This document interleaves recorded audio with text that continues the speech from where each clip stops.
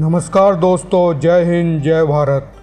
आज ही के दिन स्वामी विवेकानंद ने शिकागो में दिया ऐसा भाषण, गर्व से ऊंचा हुआ भारत का सिर।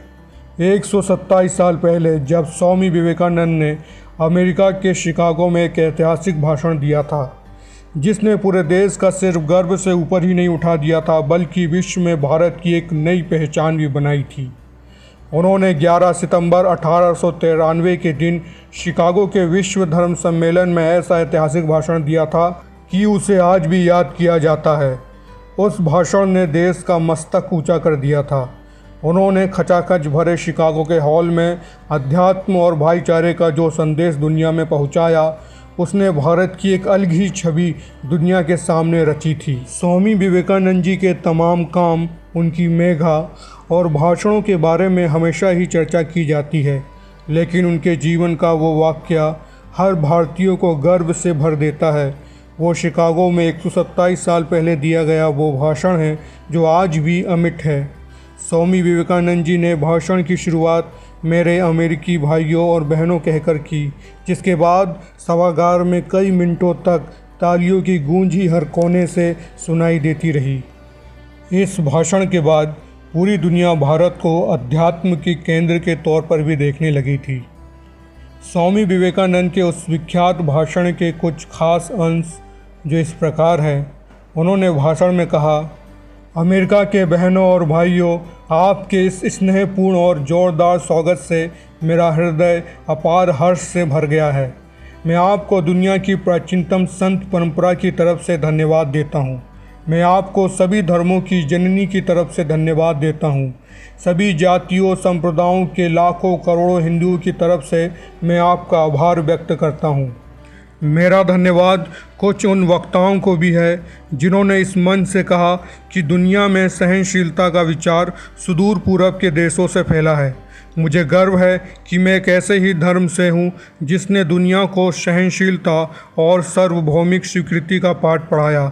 हम सिर्फ सार्वभौमिक सहनशीलता में ही विश्वास नहीं रखते, बल्कि हम विश्व के सभी धर्मों को सत्य रूप में स्वीकार करते हैं। मुझे गर्व है कि मैं उस देश से हूँ जिसने सभी धर्मों और सभी देशों के सताए गए लोगों को अपने यहाँ शरण दी। मुझे गर्व है कि हमारे अपने दिल में इजराइल की वो पवित्र यादें संजोए रखी है, जिनमें उनके धर्म स्थानों को रोमन हमलावरों द्वारा तहस नहस कर दिया गया था। फिर उन्होंने दक्षिण भारत में शरण ली। मुझे गर्व है कि मैं एक ऐसे धर्म से हूँ जिसने पारसी धर्म के लोगों को शरण दी और लगातार अब भी उनकी मदद कर रहा है। भाइयों, मैं आपको एक श्लोक की कुछ पंक्तियाँ सुनाना चाहूँगा, जिन्हें मैंने बचपन में स्मरण किया और दोहराया है, और जो रोज़ करोड़ों लोगों द्वारा हर दिन दोहराया जाता है।